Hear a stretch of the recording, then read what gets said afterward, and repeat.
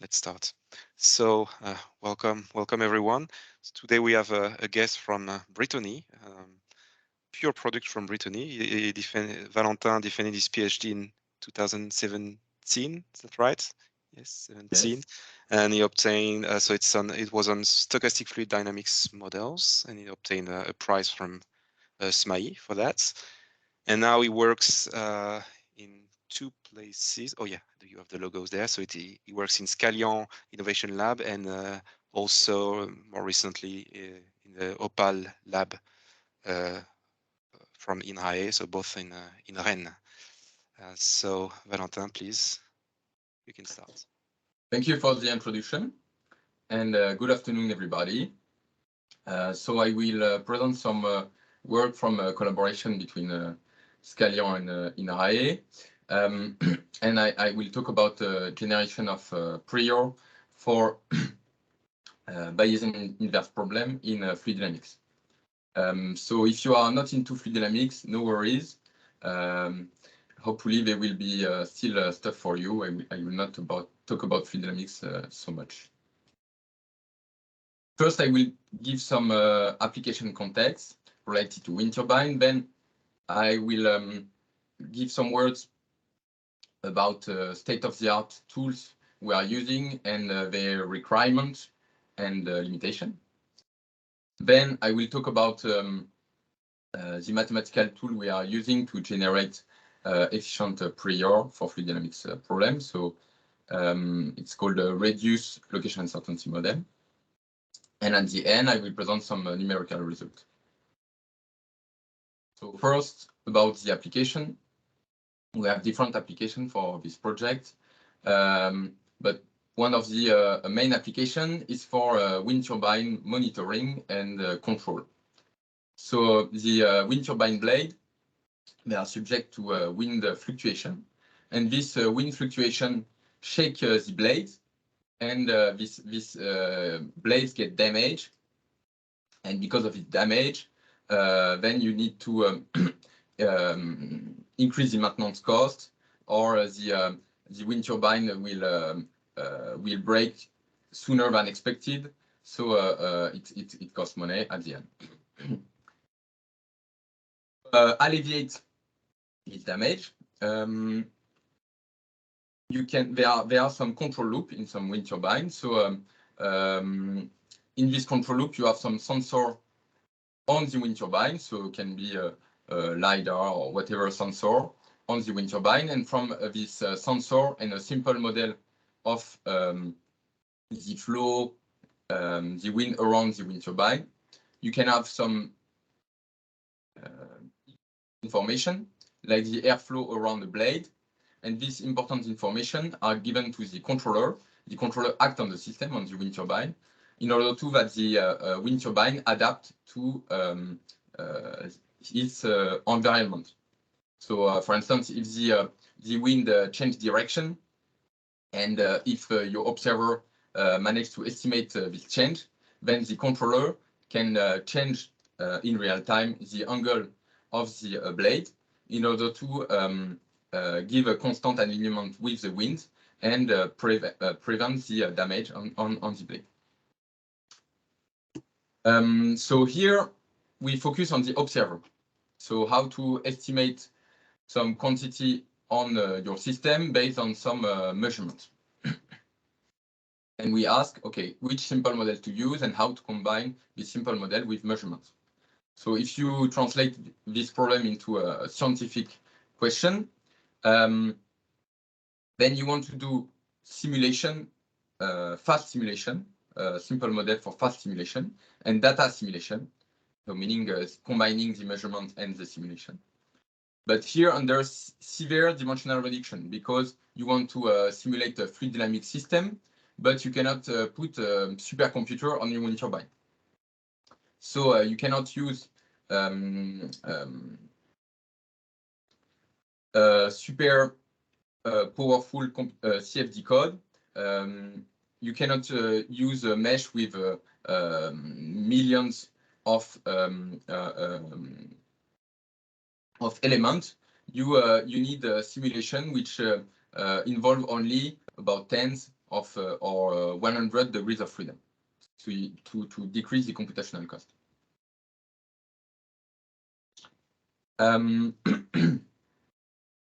So to address these two problems, the fast simulation and the coupling between simulation and measurement, there are two well-known mathematical tools: the reduced order model to have fast simulation, and the data simulation to couple simulation and measurement. We'll talk first about the reduced order model. So let's say you look for a solution of your problem, V, which would be the velocity of the fluid everywhere in space, time, and depending on some parameter. This velocity everywhere in space live in a very large dimensional space. So you don't want to work on large dimensional space, too costly. So you look for an approximation with a decomposition of separable function, which separates time dependence, space dependence, and parameter dependence. So today we'll not talk about parameter. And so if you know a decomposition like this with let's say known function of space, then you just need to deal with the coefficient in this linear decomposition, which depend of time. And instead of having a dimension of about 10 million, you have only 10 or 100 coefficients to deal with. So it's much more efficient in terms of computational power.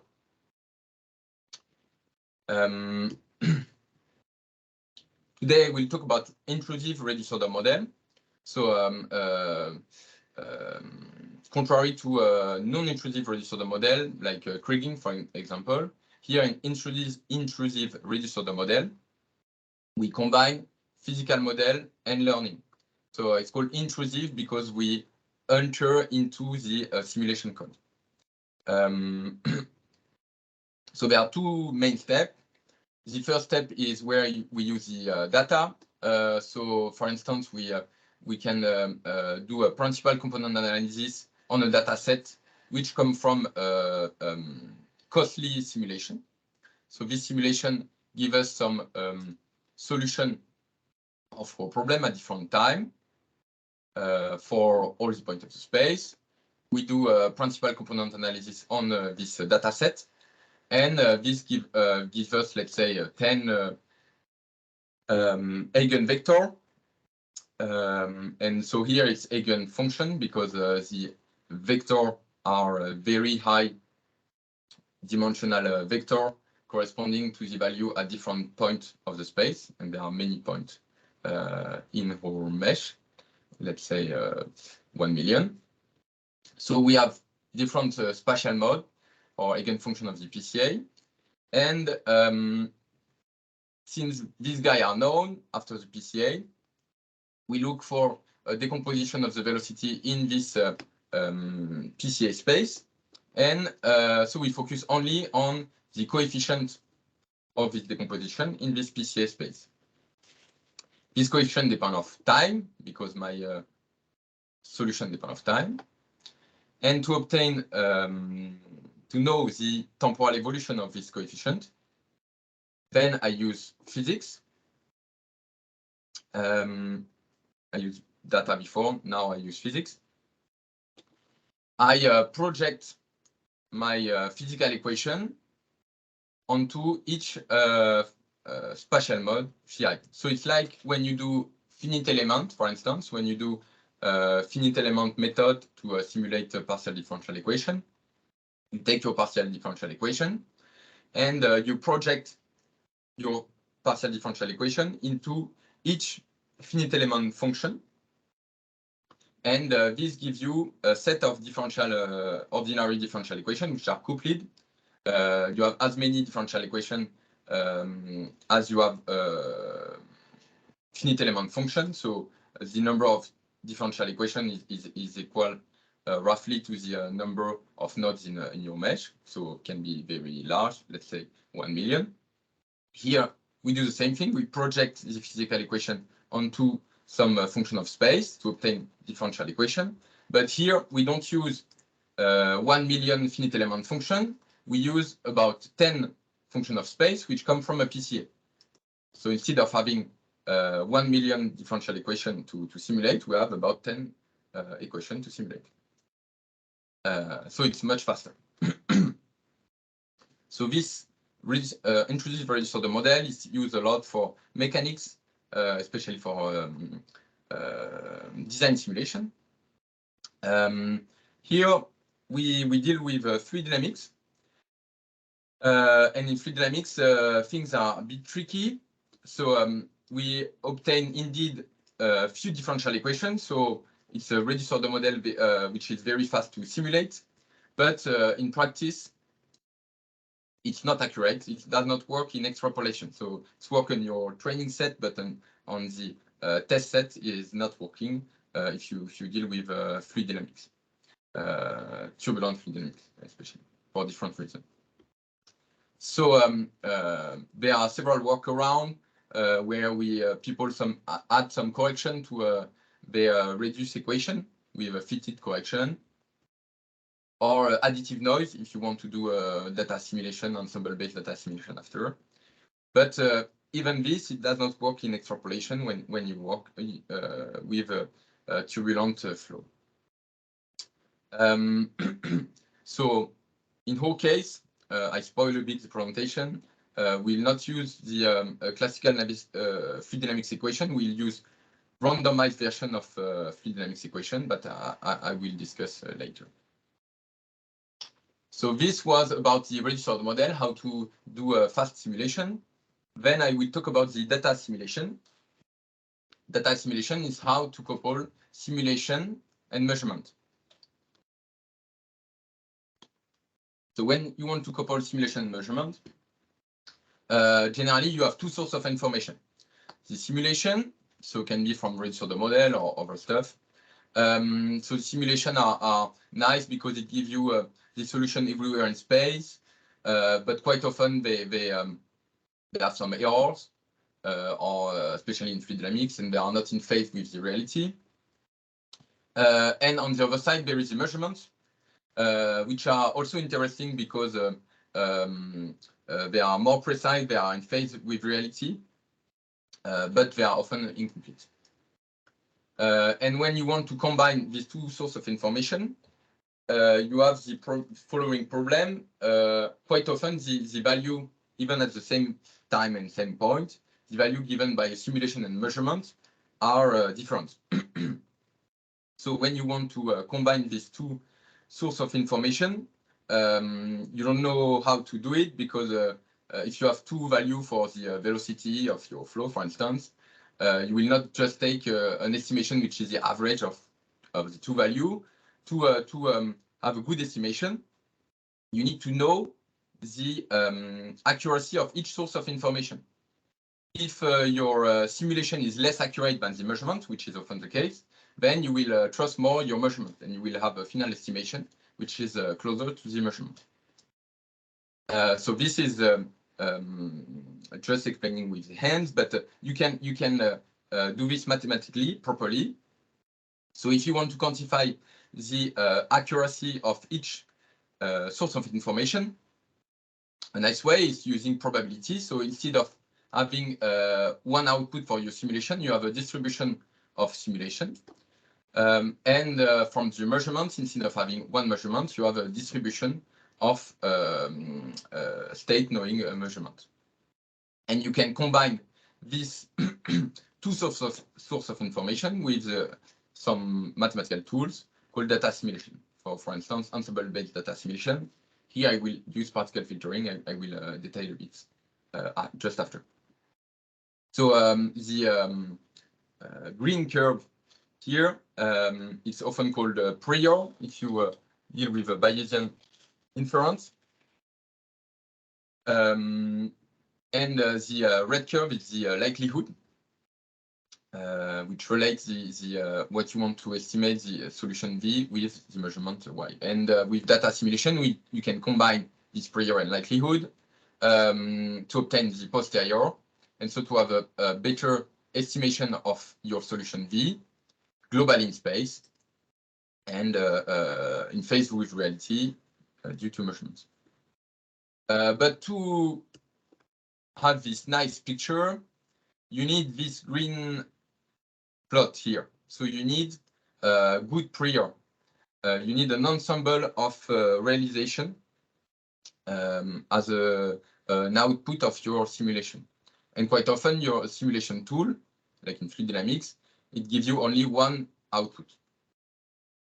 So here to have a good prior, you need a dynamics in your simulation, which is randomized to obtain not a single output, but an ensemble of output.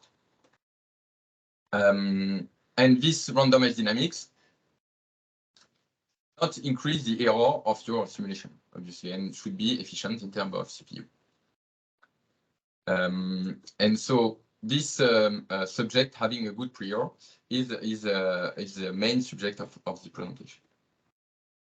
So an example of data simulation is a particle filter. So it's the algorithm we are using for this project.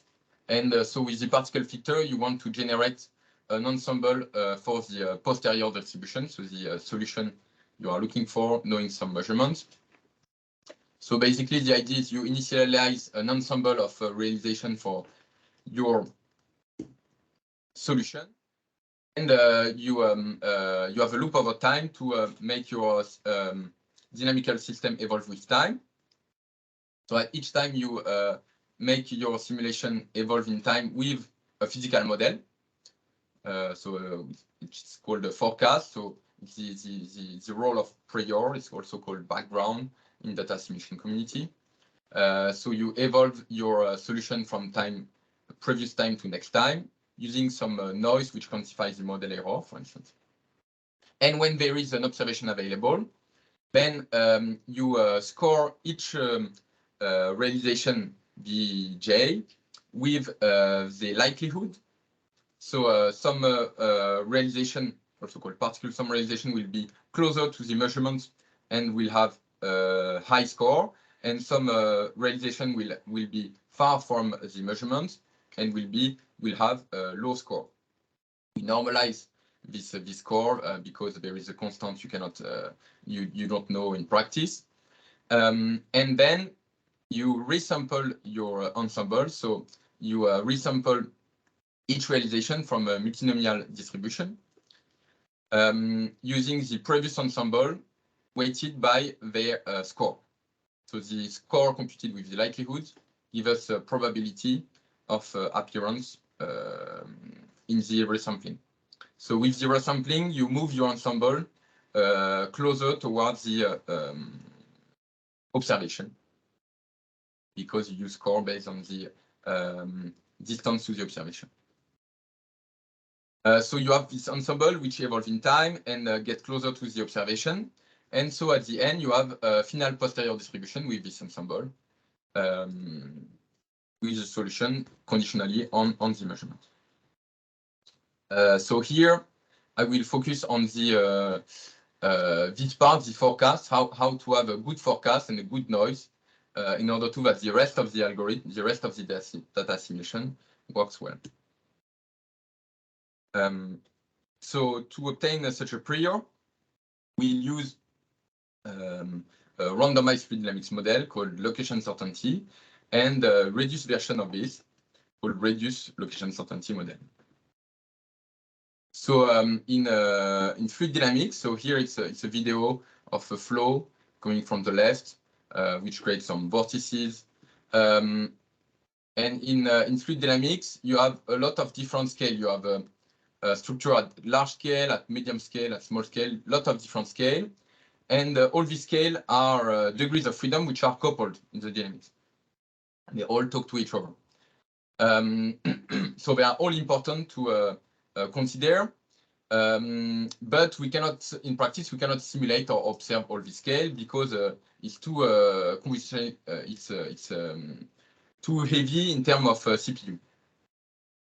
We cannot simulate all this scale. So generally, authors simulate only the large scale, some part of the solution, which live at large spatial scale, large Fourier mode with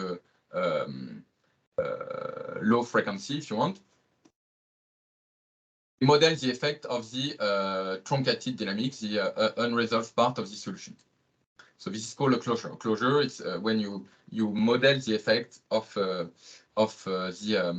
truncated part of the solution. So our approach is to model directly the truncated part of the solution, V prime, so the unresolved part of the solution. If I have my solution decomposed into a resolved part and an unresolved part. The unresolved part, I model it with a stochastic function, which can be parameterized from data, for instance. This is the case for this implementation. And then we inject this stochastic function in physical equation. This is useful for simulation and above all for data assimilation, because it will give us some good prior to do data assimilation. So the idea of location uncertainty model is super simple. So we have a large resolved velocity, which could be the approximate solution from a PCA decomposition as before, and an unresolved part. And we assume that this unresolved part of the solution is Gaussian, conditionally Gaussian, actually white in time. And when we do this assumption of white in time, then we can use the tool of stochastic calculus. And we can do a lot of things with stochastic calculus. So we obtain a randomized version of Navier-Stokes model, so the randomized version of fluid dynamics equation, which gives us good closure, and above all, a way to quantify the model error to have good data assimilation after. So this we have used it a lot for oceanographic application, with wave forecast also. But here, I will talk about the application for randomized reduced order model to do this kind of things, but with very fast simulation to do data simulation in real time.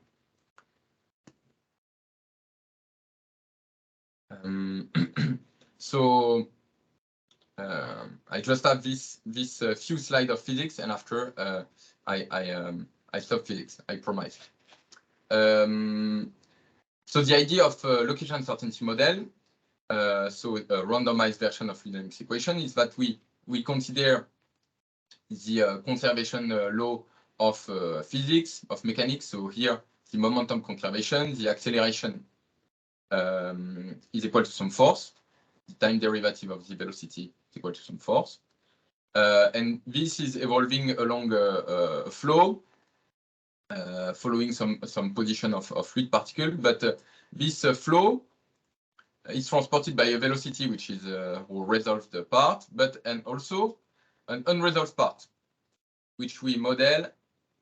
We model this part as a stochastic function, a Gaussian process weight in time. And since this the position of particle is partially random, then computing this differentiation of composition of function cannot be done by a classical chain rule. We have to use Ito calculus, and here stochastic calculus in infinite dimension, to obtain this equation, which is an advection equation with an advection term and a diffusion term and some force. So basically, there is the classical term of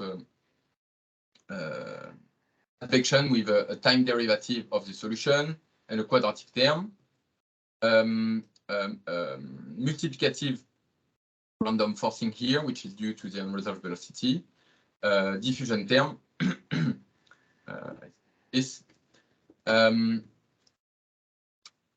So this was the way to write it physically, but I prefer to write it in a more general way with operator, without bothering you with the nabla, gradient, diffusion, whatever.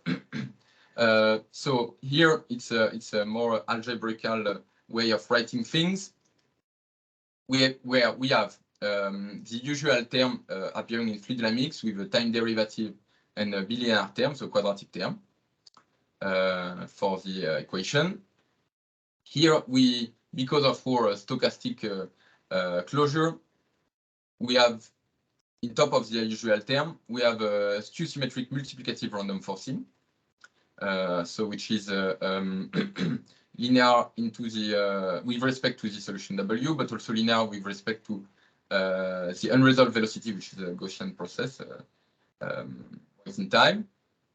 There is an additional term which is a symmetric negative operator and some force. This was the location uncertainty model, so this stochastic closure at full order that we use in a oceanographic application. Then we want to use this in real time. So we want to transform this partial differential equation into a set of a small set of differential equation, stochastic differential equation. So as in the previous section, we project for partial differential equation onto each spatial mode phi. So the spatial mode, which are the PCA eigenvector, which give a decomposition of the resolved solution. We project the partial differential equation onto each spatial mode, and we replace the resolved solution, the W, by its expression as a function of the phi and the bi of t. And with this, replacing W by this expression, we obtain a differential equation for the temporal coefficient bi of t. So an equation which is at a reduced order. So instead of having partial differential equation in a very large dimensional space, here we have a small set of differential equation, stochastic differential equation, let's say 10 stochastic differential equation, which are coupled. So here we get the time derivative again. Here the quadratic term and the diffusion term give a term like this, and for multiplicative noise, give a multiplicative noise in the reduced space. So the first term is second order polynomial because we had quadratic term here, so we keep a quadratic term. And this guy is a multiplicative skew symmetric noise, which is given by a physical equation. And so to well define this reduced stochastic differential equation, we need to go a bit into detail of each term. So this guy, the first part of the stochastic reduced order model, is the second order polynomial, and the coefficients that are given by the randomized physics or randomized fluid dynamics equation, the form of this randomized Navier-Stokes equation, the phi, so the spatial mode, so the PCA eigenvector, and what I call the variance tensor, which is kind of variance of the small scale velocity of the unresolved solution. This is less important. But the important thing is that there is a mix of flavor between the use of the randomized physics, the PCA mode, the residual of the PCA mode, the residual of the PCA, because the unresolved part of the velocity corresponds to the residual of the PCA. Okay, so now let's focus on this guy, which is more interesting, the multiplicative noise. So the multiplicative noise, it's a bit complicated to deal with because this k depends of sigma dbt, so the Gaussian process, which represents the unresolved part of the solution, and this Gaussian process live in a very high dimensional space because it's a function of space. So it lives in a spatial mesh with a lot of grid points, let's say 10 million. So we need to find a way to get rid of him to do fast simulation. So we need to estimate the covariance of this stochastic matrix, this stochastic operator here. So fortunately, we found a way to estimate this guy. I will detail a bit after. And again, there is a mix of flavor where we use the randomized physics, the PCA mode, the residual of the PCA. And so the PCA come from data, whereas this red part comes from physics. So there is a mix between learning and physics. So with this new estimator, we prove the consistency, and we have it's numerically efficient and physically based, which gives robustness in extrapolation. So if I have still a bit of time, yes, I will detail a bit this estimator. So how to estimate the covariance of this guy, of this random matrix, which is white in time, but random matrix with correlation between each coefficient of this random matrix. So the random matrix is a tensor. It's a matrix of matrix, okay? And because we have an assumption that sigma dot b is white in time, then we can replace the expectation by temporal averaging. So this is super useful. It's used in stochastic calculus a lot. But it does not solve completely the problem because we have a curse of dimensionality here. The operator k here is an integral differential operator because in C there is some spatial gradient hidden. So it's complex stuff to compute this guy. So we cannot evaluate it many times. In particular, we cannot evaluate it for cannot evaluate it on the velocity on the resolved part of the solution, unresolved part of the solution, sorry, at every time t, because there are about 10,000 time steps, so we cannot evaluate it 10,000 time steps. It's too heavy, so we cannot compute it like this, and we cannot work with the covariance of the unresolved part of the solution either, because my Gaussian process is non-stationary in space, and so its covariance is huge. It has a size number of grid point times number of grid points, so it's untractable. So here we propose an hybrid approach where we just estimate some correlation in time with temporal averaging. I forget to say the bar here is temporal averaging, and an evaluation of the physical integral differential operator K. We can show the consistency of our estimator using stochastic calculus, which give us some convergence in probability and the continuity of the operator K. So I will not give into this detail. And so an important thing is that if you look only on pure stochastic calculus estimation, only from pure mathematics, then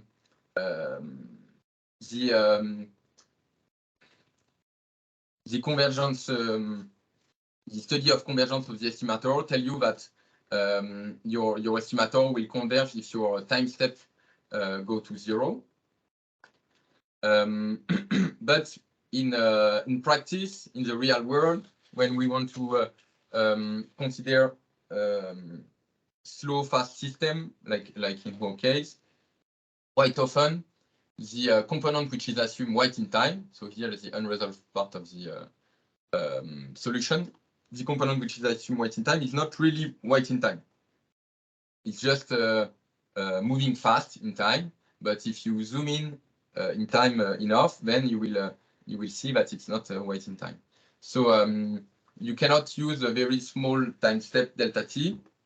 You need actually to have large enough time step delta t in order to meet the white assumption. So there is some way to estimate an optimal time step delta t for the estimation and subsampling all the data set with this time step delta t. And this is super important because this time step delta t goes in front of all the estimation. So if you have a time step which is 10 times smaller, for instance, then your estimated covariance will be 10 times smaller and everything will be wrong. In top of that, for this multiplicative noise, we need to simplify again, adding an additional reduction for this multiplicative noise, because this guy is quite complicated to, even if we know the covariance, it's quite complicated to sample because we have a stochastic matrix.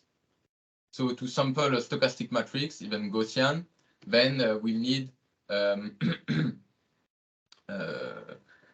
covariance and a Cholesky decomposition of covariance, which is quite big. So to prevent this, we diagonalize the covariance after estimating it. And so we simplify this multiplicative noise by using only n-dimensional Brownian motion instead of n-square dimensional Brownian motion. So this is not for the estimation, it's for the sampling to be able to simulate this stochastic differential equation quite fast. Okay, so I stop with the all the equation. And now I summarize and show how it's combined with the data assimilation. So offline, so it's like a learning phase. I build my stochastic reducer model, so I use physical-based code to generate a lot of data. So this is quite long, and from this data I do a PCA, and I keep the PCA mode, PCA eigenvector, but also the PCA residual. And from this PCA residual and PCA mode and or randomize the physics, we obtain a stochastic reducer model as from which has this equation. So the equation for the temporal mode B, and then this stochastic reducer model, I can use it online, let's say on my wind turbine, on a small computer on my wind turbine. I can do my simulation in real time because I have only 10 equations to simulate, so it's super fast. And I correct in real time this simulation with measurements using data assimilation. So particle filter here. And so with this data assimilation, I can have an estimation of my temporal mode, the I of t, and so of the full velocity, the resolved part of the velocity. So now I will show some numerical results. First, about the uncertainty quantification part, so only the prior, without data assimilation, only the simulation of the stochastic reducer model, and then how it behaves when I do data assimilation with this, so the posterior. So first, the without data assimilation, I do some,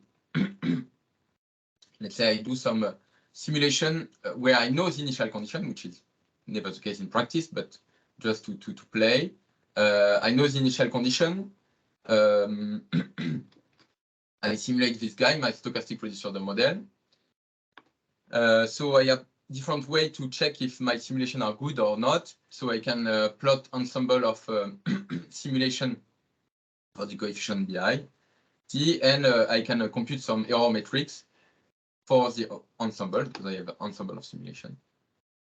And so there are different way of quantify the error of an ensemble. So here I will consider different metrics. So if you have an ensemble represented by this gray cloud, this gray ensemble has a mean particle in the center, and there is a reference we want to compare with, which is often outside the ensemble. So there are different error you can look at. There is the bias, difference between the reference and the mean particle. there is the root mean square distance, so the average of the square error between with each realization, and there is the minimal distance from the reference to the ensemble, so from the error between the reference and the closest particle.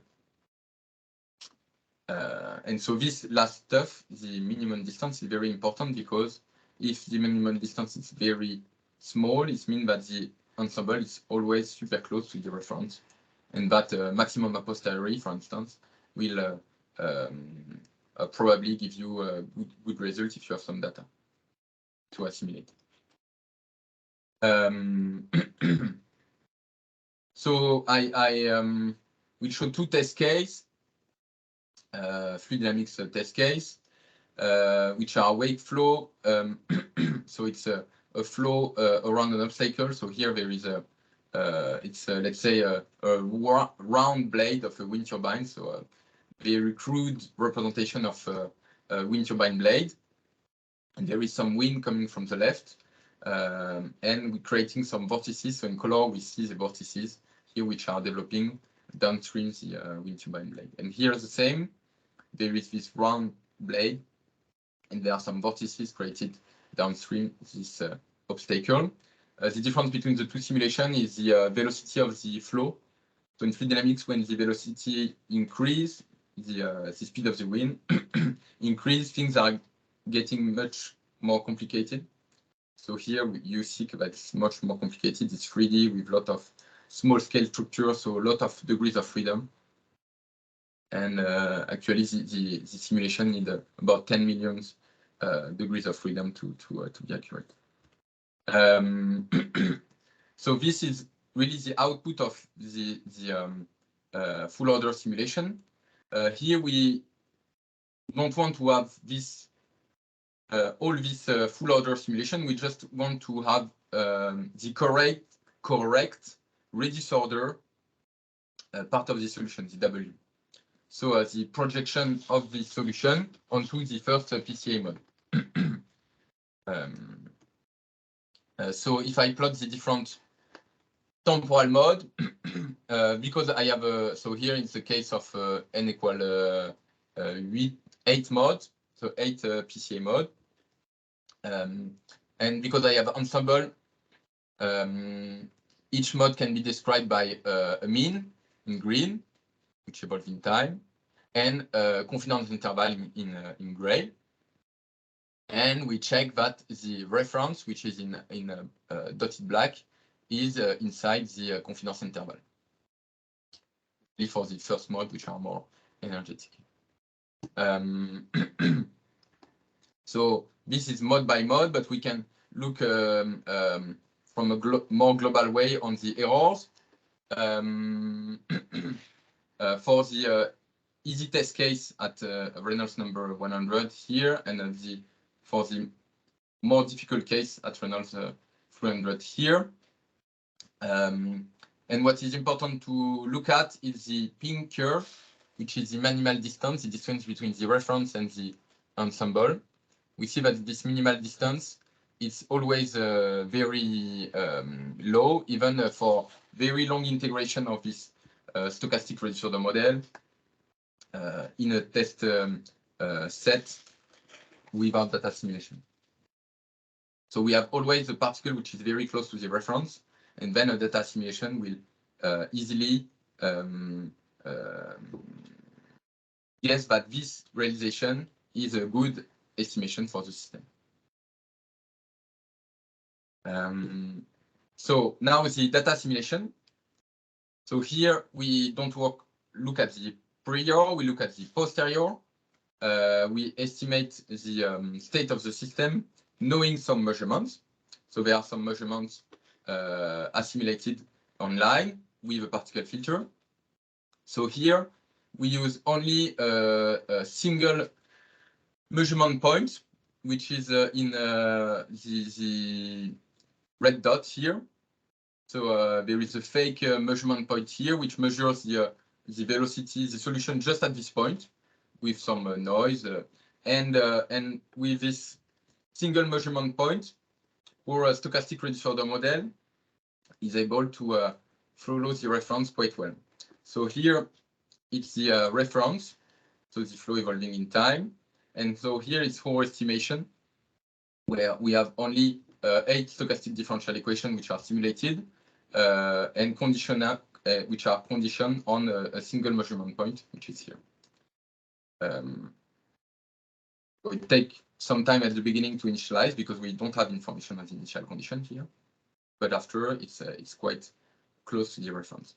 And the state-of-the-art method does not work at all for this type of flow. So this was more qualitative description of the result. We can also look quantitatively on the result with error plot, which tell us basically that the error for estimation, so the red limit bias, the error for mean estimation is quite low and very low compared to the state of the art. And then I jump to the conclusion. So we have a reducer of the model which is able to decrease the degree of freedom, so to obtain fast simulation, combining data and physics. There is some closure problem, but which are handled by the whole stochastic closure, the location uncertainty model. We have an efficient estimator for the multiplicative noise appearing in our reduced stochastic model. And based on this, we have an efficient generation of prior, which model well the which quantify well the model error. Thanks to this efficient generation of prior, we can do accurate data simulation to correct the simulation by noisy, incomplete and noisy measurement. So here on a single measurement point. We are able to estimate an unsteady flow, which is pretty complex in the whole spatial domain, even far outside the training set. And so the next step is to deal with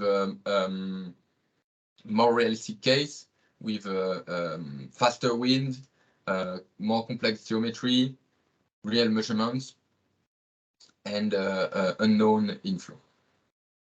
Thank you for your attention.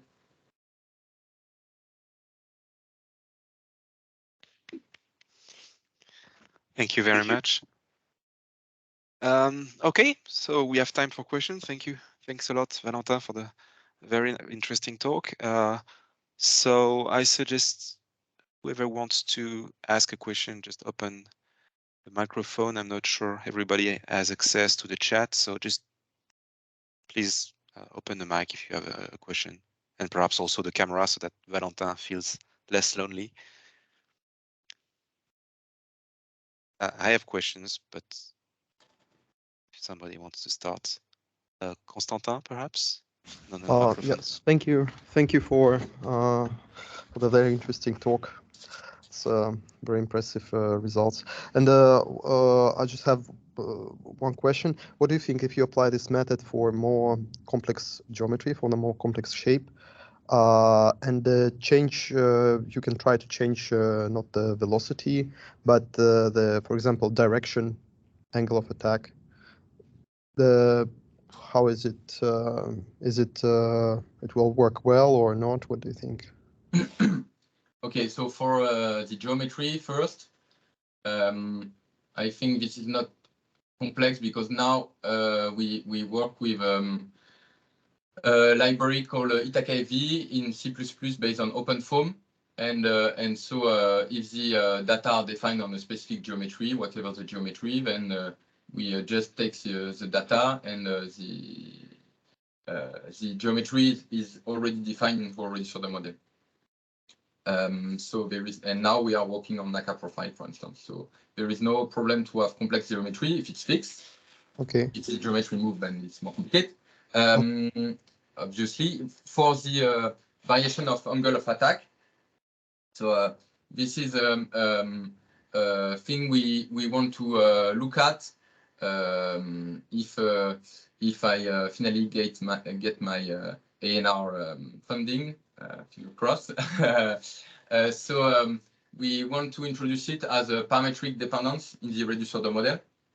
So the angle of attack and the Reynolds number, so the mean inflow, will be a parameter of the reduced order model. So probably we'll have to use a pod reduced order basis instead of pod to have a parametric dependence. And in this case, it will not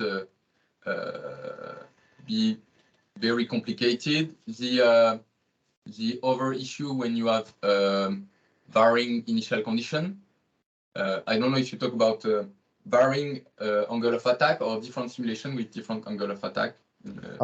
Yeah, in fact, I was thinking about yeah, in general to apply this to some kind of cities, urban wind measurements, and change the wind direction, or for example, it could be to a wind turbine, change the wind direction to the wind turbine. This So is if it change in time, the angle of attack, as well, yeah. then you will have a boundary condition which change in time. Yes. And then there are different ways to deal with it. But the way we want to use is to use a reduced version of the pressure equation to be able to take into account the boundary condition which change in time in a reduced. To take a outlet boundary condition. Yeah. So we want to use a method developed by Giovanni Stabile, which is also the guy who created the library we are using in Postform.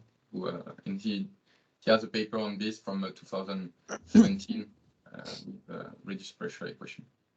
Okay. And yeah, how do you solve also these stochastic differential equations? There's you write your own solver in which or how, with which temporal scheme you mean? Just for I was no just the tool itself. It's the software. Okay, so before we were just we're using MATLAB code. Now we have a Python code and a C++ code, and at term we'll have only a C++ code. Okay, seems like for the moment Julia has very good tools to solve vast method to solve stochastic differential equations and differential equations in general. Okay. Yeah, it can be a nice thing to look at. I don't know, just yeah, thank you. Thank you. Oh, on a même les mouettes. Another question, Pierre.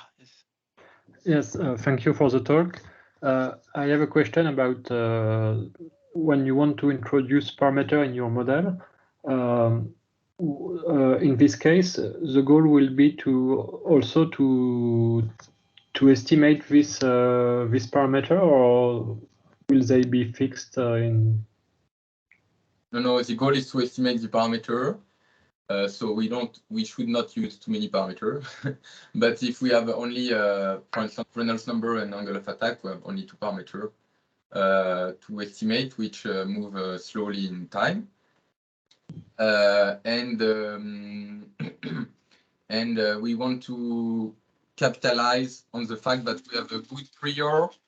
So the Bayesian inverse problem is already well